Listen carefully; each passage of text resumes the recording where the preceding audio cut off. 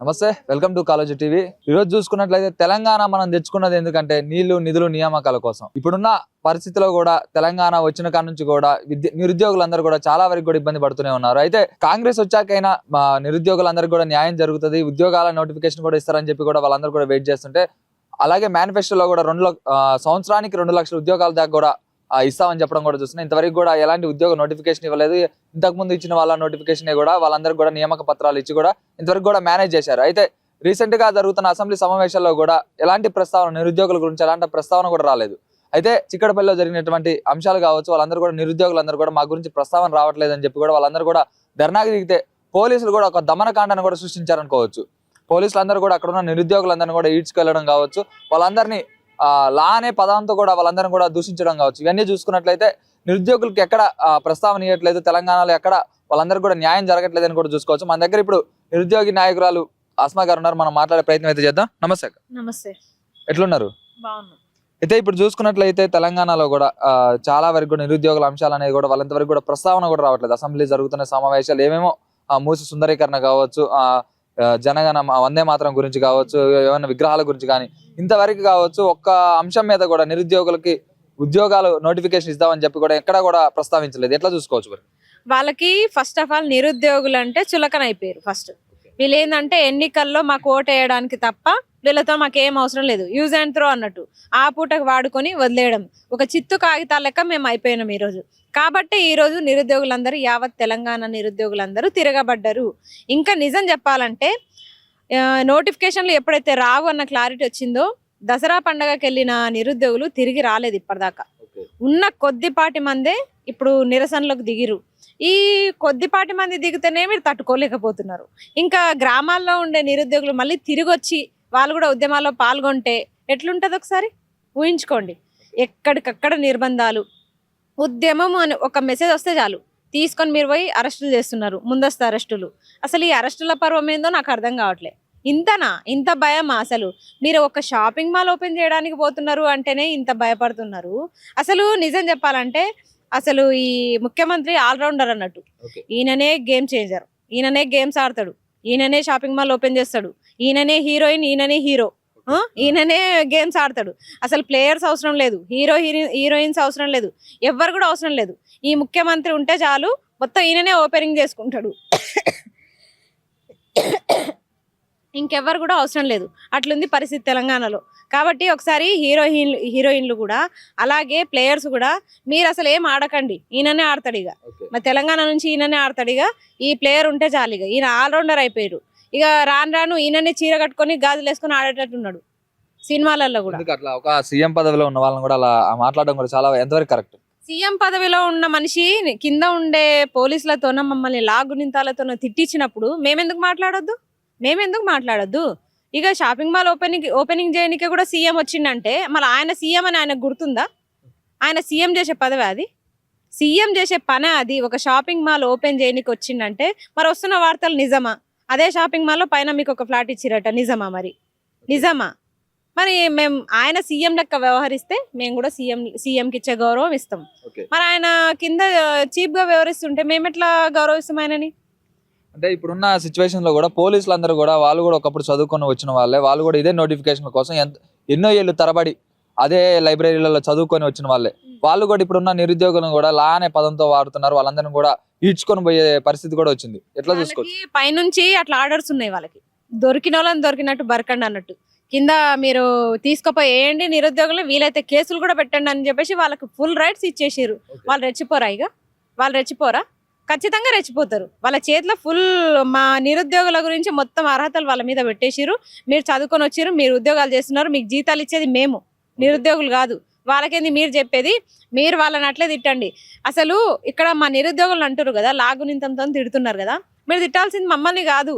మాకు ఉద్యోగాలు ఇస్తాము అని చెప్పేసి 2 లక్షల ఉద్యోగాలు ఇస్తామని చెప్పేసి మేనిఫెస్టోలో ప్రకటించి ఈ రోజు అధికారంలోకి వచ్చి అధికారంలో కూర్చొని ఆ చైర్లు వదలకుండా పైన కాంట్రాక్టులు కింద కాంట్రాక్టులు తినేటోళ్ళని ఆ లాగునింతాలు వర్తిస్తాయి. మాకు కాదు వర్తించేది. మీరు అన్నది కూడా మమ్మల్ని మేము పట్టించుకోవట్లేదు, మాకు అవసరమే లేదు. అవన్నీ కూడా తిరిగి గవర్నమెంట్కి అప్పచెప్తున్నాం. ఆ లాగునింతాలన్నీ గవర్నమెంటే, మీరే తీసుకోండి. వాళ్ళకి ఎట్లా జీతాలు ఇస్తారు కదా, వాళ్ళు మిమ్మల్ని అంటున్నారు, మాకు సంబంధమే లేదు. మా నిరుద్యోగులు కూడా ఎవరు మీద వేసుకోకండి, అవి మమ్మల్ని కాదు ఎవరైతే మనకు 2 లక్షల ఉద్యోగాలు ఇస్తామని మాట తప్పిరో వాళ్ళకే వర్తిస్తాయి. ఇప్పుడున్న దుద్దిల్ల శ్రీధర్ బాబు కావచ్చు, అలాగే బల్మూరి వెంకట్ వీళ్ళందరూ చేసిన వ్యాఖ్యలు కావచ్చు, నిరుద్యోగులకు ఎక్కడ అంత ప్రస్తావన కూడా ఇవ్వకుండా మాట్లాడుతున్నారు. ఎట్లా చూసుకోవచ్చు మరి వ్యాఖ్యలు? ఇప్పుడు శ్రీధర్ బాబు మాట్లాడితే ఒప్పుకోవచ్చు, కానీ బల్మూర్ అన్న మాత్రం మాట్లాడొద్దు. ఎందుకంటే బల్మూర్ అన్నకి స్వయంగా నిరుద్యోగ సమస్యలన్నీ తెలుసు. అసలు ఈ గవర్నమెంట్ లో ఎవరైనా దగ్గర నుంచి విన్న వ్యక్తి ఎవరైనా ఉన్నారు అంటే అది బల్మూర్ అన్న మాత్రమే. ప్రతి డిపార్ట్మెంట్ నుంచి ప్రతి నోటిఫికేషన్ కి సంబంధించిన వినతి పత్రం కాంగ్రెస్ పార్టీలో ఏ గడప తొక్కిందంటే అది కేవలం బల్మూర్ అన్న గడపనే. కాబట్టి బల్మూర్ అన్న మాత్రం ఖచ్చితంగా ఇప్పుడు నిరుద్యోగుల పక్షాన వహించక తప్పదు. మేం చేసేది నిరుద్యోగులం అందరము నోటిఫికేషన్ల కోసమే. మీ దగ్గరికి ఎవరో వచ్చి తప్పుడు సమాచారం ఇస్తున్నారు, బీఆర్ఎస్ వాళ్ళు చెప్తే చేస్తున్నారు, బీజేపీ వాళ్ళు చెప్తే చేస్తున్నారు. వాళ్ళు చెప్తే చేయడానికి వాళ్ళేమన్నా మాకు ఉద్యోగాలు ఇస్తున్నారా? మీరున్నారు అధికారంలో, అవసరమైతే మీతో కొట్లాడతాం, పీకులాడతాం, ఏమన్నా చేస్తాం. మిమ్మల్ని గల్లాబట్టైనా అడుగుతాం, మీరు అడగమన్నారు అడుగుతున్నాం, తప్పేం లేదు మాది. మీరే చెప్పారు ఒకనొకప్పుడు మమ్మల్ని గల్లాబట్టి అడిగే స్వేచ్ఛ మీకుంది అని. ఈ రోజు పట్టి అడిగే స్వేచ్ఛ కాకపోయినా ప్రశ్నిస్తున్నాం, మా నోటి నుంచి మేము ప్రశ్నిస్తున్నాము. అది కూడా మీరు బీఆర్ఎస్ అకౌంట్ లో ఏకండి దయచేసి. ఇక్కడ మేము చేస్తున్నది ఏంది, మా క్రెడిట్ ని మీరు బీఆర్ఎస్ అకౌంట్ లో ఎన్ని ధర్నాలు చేసినా గానీ వాళ్ళందరూ మీ అందరినీ కూడా దగ్గరుండి తీసుకొచ్చేది బీఆర్ఎస్ పార్టీ వాళ్ళే కావాలని చెప్పి వాళ్ళందరినీ రెచ్చగొడుతున్నారు నిరుద్యోగులు. ఇంతకు ముందు చూసుకున్నట్లయితే సీఎం కూడా ఒక ప్రకటన అయితే చేసిండు, ఇక్కడ ఉద్యోగ నోటిఫికేషన్లు ఎవరు అడగట్లేదు, వాళ్ళందరికీ కూడా ఇంకా ఎక్కువైతున్నాయి అని చెప్పి కూడా వాళ్ళందరూ ఆపండి అని చెప్పడం కూడా అంటున్నారు. ఇవన్నీ వాక్యాలు కూడా చూసుకోవచ్చు కదా. ఇక్కడ ప్రతిపక్షాలను కూడా నేను ఒకటి అడుగుతా, మీకు నిజంగా సిగ్గు శరం ఏమన్నా ఉంటే ఈ రోజు నిరుద్యోగులు ఇంత బయటకు వచ్చి కొట్లాడుతున్నారు, మీరేం చేస్తున్నారు? అసలు మీరేం బీక్తున్నారు? అసలు మీకు శాతం అయితే లేదా? ఇంతమంది నిరుద్యోగులు బయటకు వచ్చి కొట్లాడుతుంటే నిజంగా మీరు సపోర్ట్ చేసినా చేయకపోయినా మా మీద నిందలు వస్తున్నాయి. మరి సపోర్ట్ ఎందుకు చేస్తలేరు నిరుద్యోగులకి? 100 మంది నిరుద్యోగులు ముందలుంటే వెనకాల ఒక 1000 మంది మీరు ఎందుకు ఉంటలేరు? మీ ప్రతిపక్షాలు ఏం చేస్తున్నాయి? అసెంబ్లీలో పోయి ఎదురెదురు మంచి కూర్చొని మాట్లాడుకుంటారు, కొట్లాడుకుంటారు. మరి ఈ రోజు నిరుద్యోగులు బయటకు వచ్చి కొట్లాడుతుంటే మీరు నిరుద్యోగుల పక్షాన ఎందుకు నిలబడి ఈరోజు మాట్లాడట్లేదు? ఒక ప్రెస్ మీట్ లో ఏదో ఒక లైన్ మాట్లాడితే అయిపోయిందా? నిరుద్యోగులు కొట్లాడుతున్నారంటే మేము చేసేదే వాళ్ళు చెప్తున్నారు, కానీ వాళ్ళు కొత్తగా మాకు చేసేది ఏముంది? కొత్తగా మాకు సపోర్ట్ ఇచ్చేది ఏముంది? ఇక్కడ అధికార పక్షమైనా ప్రతిపక్షమైనా మేము ఇద్దరికి చెప్తున్నాము, మా వెనకాల ఎవరూ లేరు, మా అంతటా మేమే వచ్చి కొట్లాడుతున్నాము. కానీ మేము చెప్తున్నాము, ప్రతిపక్షాలకు కూడా హెచ్చరిస్తున్నాము, మీరు ఇప్పటికన్నా సిగ్గు తెచ్చుకొని మా వెనకాల రండి. నెక్స్ట్ మీకు అధికారం కావాలన్నా మీరు ఇప్పటికీ చేసిన తప్పులు తెలుసుకొని, ఎక్కడెక్కడైతే మీరు తప్పులు చేసిరో ఆ తప్పులన్నీ తెలుసుకొని మా వెనకాల రండి. ఒకే ట్విట్టర్లో పెట్టడము, ఇక్కడ ఫేస్బుక్లో మాట్లాడడము, ఇన్స్టాగ్రామ్లో పెట్టడం ఇవి కాదు. ఇవేం మాకు కడుపులు నింపవు, మాకు ఉద్యోగాలు తెచ్చిపెట్టవు. మేము ఎక్కడైతే ఒక నిరసన తెలుపుతున్నామో ఆ ప్లేస్కి మీరు వెంటనే ఎందుకు వస్తలేరు? ఇంటెలిజెన్స్ మీకు కూడా ఉంది కదా, అవును నిరుద్యోగులు ఇక్కడ ఫైట్ చేస్తున్నారు, మేము కూడా వెళ్ళి సపోర్ట్ చేయాలని చెప్పేసి మీరు ఎందుకు రావట్లేదు? మరి మీరు కూడా వస్తే అప్పుడు చెప్పొచ్చు అధికార పక్షం వాళ్ళు ఇక్కడ కూడా బీఆర్ఎస్ ఉంది, బీజేపీ ఉంది అని. ఈ రోజు చిక్కడపల్లి లైబ్రరీలో ఎవరైతే బీజేవైఎం వాళ్ళు నిరుద్యోగుల పక్షాన నిర్వహిస్తున్న పోరాటానికి మా కృతజ్ఞతలు మొదటగా. ఎందుకంటే మీరు మాత్రమే ఫస్ట్ మొదటగా వచ్చి నిరుద్యోగుల పక్షాన ఈ రోజు మా తరపున వచ్చి ఒక నిరసన తెలపడానికి వస్తున్నారు, కాబట్టి మీకు ప్రత్యేకంగా మా నిరుద్యోగులందరి తరపు నుంచి కృతజ్ఞతలు. అలాగే చూసుకున్నట్లయితే రీసెంట్ గా కవిత గారు కూడా అసెంబ్లీ శాసన మండలి నుంచి కూడా వాకౌట్ చేయడం కూడా చూస్తూనే ఉన్నా. ఎక్కడున్నా కానీ నేను ప్రజల పక్షాన ఉంటాను, ప్రజలతో పోరాడుతున్నా అని చెప్తున్నారు. అలాగే విద్యమకారులందరికీ కూడా అన్యాయం జరిగిందని కూడా చెప్తున్నారు. అయితే అలాంటి కవిత గారు ఎందుకు నిరుద్యోగుల పక్షాన పోరాడలేకపోతున్నారు? ఇప్పుడు నరం లేని నాలుక ఎన్నైనా చెప్తారు. ఇక్కడ ఏ నాయకుడిని టచ్ చేసినా నీళ్లు, నిధులు, నియామకాలు ఈ 3 పట్టుకొని వస్తున్నారు, ఈ 3 పట్టుకొని మాట్లాడుతున్నారు. కానీ మాట్లాడిన మాటలకి ఆచరణ ఎక్కడుంది? మరి కవితక్క ఎక్కడెక్కడో ఏ పూరి గుడిసెలో, ఏ రోడ్డు, ఏ మొత్తం బంజారా ఊర్లు ఇవన్నీ తిరుగుతున్నారు. మరి నిరుద్యోగుల పక్షాన నిరుద్యోగులు తెలిపే నిరసనలో ఎందుకు పార్టిసిపేట్ చేయట్లేదు? మీరు ట్విట్టర్లో పెడుతున్నారు ఈ జాగృతి ఆధ్వర్యంలో ఈరోజు చేసిరు అని చెప్పేసి. తప్పక్క జాగృతి ఆధ్వర్యంలో ఎవరు చేయలేదు. ఏ పార్టీ, మీ పార్టీలో ఉన్న విద్యార్థులు కూడా స్వయంగా వాళ్ళు వచ్చి నిరుద్యోగుల పక్షాన్ని వచ్చి నిలబడి కొట్లాడారు. కాబట్టి ఇక్కడ బీఆర్ఎస్ వాళ్ళు కానీ, జాగృతి వాళ్ళు కానీ, బీజేపీ వాళ్ళు కానీ మీరు దయచేసి మేము ధర్నాలు, నిరసనలు చేసిన తర్వాత ట్విట్టర్లో పెట్టుకోవడం కాదు, మీరు ముందే వచ్చి మా నిరసనలో భాగం అయితే అప్పుడు మీరు మాకు తోడున్నట్టు ఉంటుంది. ఒక బీఆర్ఎస్ వస్తే అంటారు, బీజేపీ ఈ మిగతా బీజేవైఎం వీళ్ళంతా విద్యార్థి సంఘాలు వీళ్ళంతా వస్తే ఎందుకంటారు అధికార పక్షమైన? ఇప్పుడు మేము ఒంటరిగా పోరాడుతున్నాం కాబట్టి మా మీద ఈ నిందలు. అదే అందరు వచ్చి మాకు సపోర్ట్ చేస్తే ఈ నిందలు ఉండవు కదా. ప్రతిపక్షం వాళ్ళు ఇప్పటికైనా సిగ్గు తెచ్చుకొని మాకు మద్దతుగా నిలవండి. ఎందుకంటే మీరు నిలబడకపోయినా మాకు వచ్చే పేరు ఎట్లాగో చెడ్డ పేరు వస్తూనే ఉంటుంది.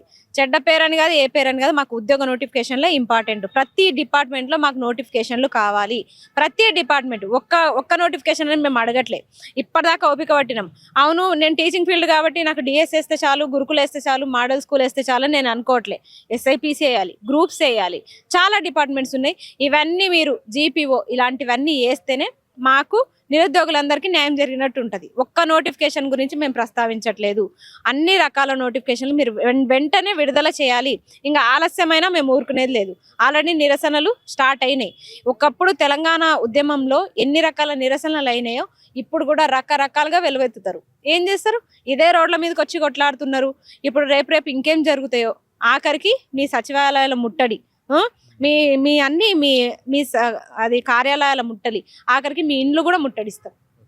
అయితే ఇప్పుడున్న అసెంబ్లీ సమావేశాలు అయితే జరుగుతున్నాయి. ఆ అసెంబ్లీ సమావేశాలు ఎక్కడ నిరుద్యోగుల ప్రస్తావన అట్లా ఏమేమో సమస్యల గురించి కాకుండా మూసి సుందరీకరణ అని చెప్తున్నారు, లేకపోతే విగ్రహాల గురించి అంటున్నారు. వాటి గురించి మాట్లాడుతున్నారు. ఎందుకు ప్రజల సమస్య ఎందుకు ఈ ఎమ్మెల్యేలు మాట్లాడలేకపోతున్నారు? అదే నాకు కూడా అర్థం కావట్లేదు. మొన్న కవితక్క నేను మాట్లాడతా అంటే ఒకరోజు అసెంబ్లీ మొత్తం కవితక్క గురించే ఉంది. కవితక్కకి టైం ఇచ్చిర్రు, నాకు కూడా టైం ఇవ్వండి, నేను కూడా ఒక రోజు వచ్చి అసెంబ్లీలో మాట్లాడతా. ఇప్పుడు కవితక్క కూడా రిజైన్ చేస్తా అంటే ఆమెకు టైం ఇచ్చిర్రు కదా, నాకు కూడా టైం ఇవ్వండి, నేను కూడా నా బాధలు వచ్చి చెప్పుకుంటా. ఒక పొజిషన్ లో ఎమ్మెల్సీ ఉంది కాబట్టి ఎమ్మెల్సీ పదవికి రాజీనామా చేయడం కోసం అక్కడ మరి ఎమ్మెల్సీ వ్యవహరించాలనే తీరు ఏంటి? ఎమ్మెల్సీగా తన బాధ్యతలు తను మాట్లాడాలి. ఎమ్మెల్సీగా తను నిర్వహించాల్సిన విధుల గురించి ఆమె మాట్లాడాలి అక్కడ. కానీ తన పర్సనల్ విషయాలు, కుటుంబీకుల విషయాలు మాట్లాడొద్దు కదా. మళ్ళీ నా ఫ్యామిలీ మోసం చేసిరు, మా అన్న మోసం చేసిన, తండ్రి మోసం చేసిన, పార్టీ మోసం చేసింది అని అంటే అక్కడ అవి మాట్లాడొచ్చా? మరి అసెంబ్లీ పెద్దలు ఏం చేస్తున్నారు? కాంగ్రెస్ నాయకులు ఉట్టిగా ఇట్లా కూర్చొని సినిమా చూసినట్టు ఎట్లా చూస్తున్నారు? మరి ఎట్లా చూస్తున్నారు? మేము అందుకే అడుగుతున్నాం, మాకు కూడా కొంచెం టైం ఇవ్వండి, మేము కూడా 10 నిమిషాలు వచ్చి మాట్లాడతాం. ఇప్పుడు మేము కనిపిస్తేనే అరెస్టులు చేస్తారు. అట్లాంటిది ఒక అసెంబ్లీలో ఆమెకు అంత టైం ఇచ్చిరంటే ఇక్కడ ఏందో అని నాకు అర్థమవుతుంది. ఆ అసెంబ్లీలో ఎందుకు పెట్టుకుంటున్నారు? ఊకే ఎందుకు పెట్టుకుంటున్నారు? మీకు చేతన అయితే లేదు పరిపాలన చేయడానికి. ఇటు ప్రతిపక్షంలో మా సైడ్ మాట్లాడట్లే, అటు అధికార పక్షంలో మీరు మా గురించి మాట్లాడట్లే. ఎందుకు ఇక ఎవరి కోసం పెట్టుకున్నారు? అటు 6 గ్యారెంటీలు అమలు కావట్లే, ఇటు నిరుద్యోగులకి న్యాయం జరగట్లే. అసలు ఈ గవర్నమెంట్ ఎందుకు తెచ్చుకున్నామా అని ఇప్పుడు క్వశ్చన్ రైజ్ అవుతుంది మాకు. ఇన్ని రోజులు ఓపిక పట్టినాం, వస్తాయిలే అంటే ఏడొస్తాయి త్వరలో అనే మాట కూడా పోయి మీరు ప్రైవేట్ రంగంలో చూసుకోండి అనే వరకు వచ్చింది కథ. ఫైనల్ గా ఇప్పుడున్న ప్రభుత్వానికి కావచ్చు, అలాగే ప్రతిపక్షాలకు కావచ్చు, అలాగే బీజేపీ పార్టీ వాళ్ళకి కావచ్చు, జాగృతి అధ్యక్షురాలు కవిత గారికి కావచ్చు, ఏం చెప్పదలుచుకున్నా మీ నిరుద్యోగుల తరపు నుంచి? నేను ఇప్పటికీ ప్రతిపక్షాలకైతే ఒకటే హెచ్చరిస్తున్నా, మీరందరూ నిరుద్యోగుల పక్షాన వచ్చి కొట్లాడాల్సిందే. ఒక జాగృతి కాదు, ఒక బీఆర్ఎస్ కాదు, బీజేపీ కాదు, అందరికీ చెప్తున్నా. విద్యార్థి సంఘాలు కూడా దయచేసి, విద్యార్థి సంఘాలు ఇప్పటివరకు మాకు మద్దతు ఉన్నారు కాబట్టి ఇక నుంచి కూడా అందరం కలిసి పోరాడదాం, అందరం కలిసి రండి. ఈ అధికార పక్షంలో ఉండి ఎవరైతే నిరుద్యోగుల పక్షాన నిర్లక్ష్యం వహిస్తున్నారో వాళ్ళకి ఖచ్చితంగా బుద్ధి చెప్పాల్సిన సమయం అయితే వచ్చేసింది. కాబట్టి ప్రతిపక్షాలందరూ కూడా నిరుద్యోగులకు ఇప్పుడు మద్దతు ఇవ్వాలని చెప్పేసి నేను కోరుకుంటున్నాను.